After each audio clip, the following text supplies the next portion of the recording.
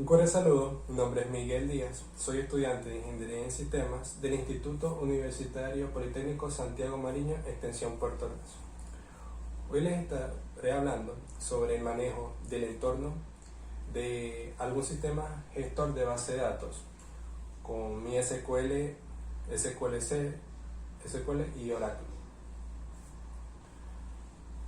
Primero que nada, un sistema gestor de base de datos permite la creación, gestión y administración de base de datos, así como la elección y manejo de las instrucciones necesarias para el almacenamiento y búsqueda de información de modo más eficiente posible. Se puede clasificar en relacionales, SQL, y las no relacionales, no SQL.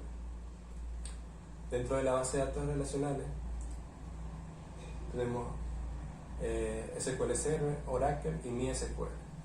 SQL Server está basado en el lenguaje SQL, capaz de poner a disposición muchos usuarios grandes cantidades de datos de manera simultánea. Ventajas: escalabilidad, estabilidad y seguridad. Posibilidad de cancelar consultas, potente entorno gráfico de administración que permite utilizar comandos DDL y DML. Desventajas: su principal desventaja es el precio. Cuenta con un plan gratuito, pero normal es la elección de alguno de los planes de pago. Oracle. Tradicionalmente Oracle ha sido el SGBD por excelencia para el mundo empresarial, considerado siempre como el más completo y robusto. Dentro de las ventajas tenemos soporte de transacciones, estabilidad y escalabilidad y multiplataforma. Dentro de las desventajas tenemos la principal, que es al igual que SQL Server, es el coste del software. Y MySQL es el sistema gestor de base de datos relacional por excelencia. Las ventajas: facilidad de uso y gran rendimiento, facilidad para instalar y configurar, soporte multiplataforma y soporte SSL. Las desventajas: tenemos la escalabilidad, no trabaja de manera eficiente con base de datos muy grande. Conexión de base de datos a aplicaciones. Uno de los principales objetivos de un SGBD es proporcionar un sistema de almacenamiento y consulta de datos al que se puedan conectar las aplicaciones que desarrollamos. Para ello, se deben definir parámetros básicos para que la conexión se pueda lograr.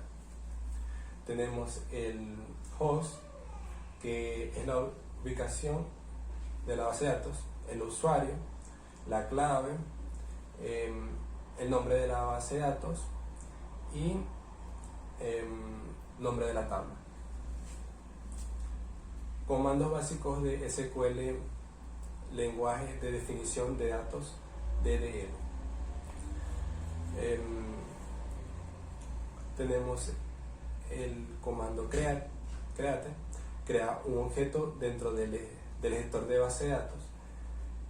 Tenemos el alter, modifica la estructura de un objeto, y tenemos también el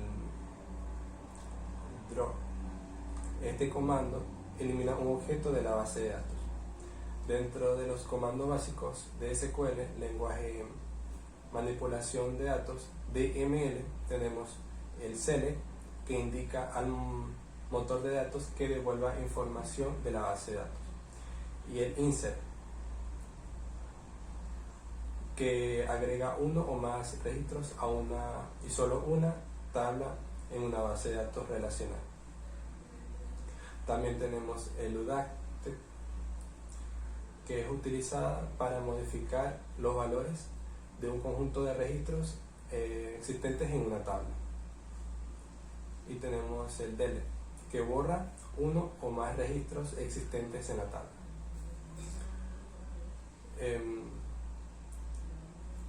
Funciones y agregados. Las funciones de agregados se usan dentro de una cláusula CELEC en grupos de registros para devolver un único valor que se aplica a un grupo de registros.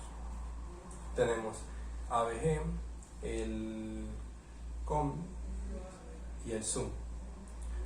Funciones y agregados. También tenemos el MIN y el LIKE.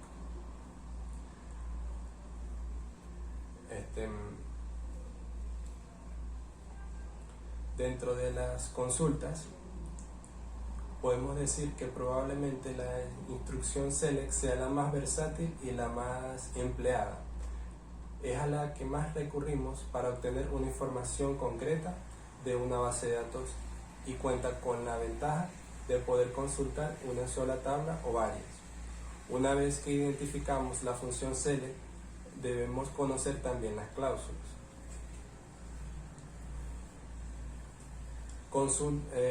Dentro de las subconsultas,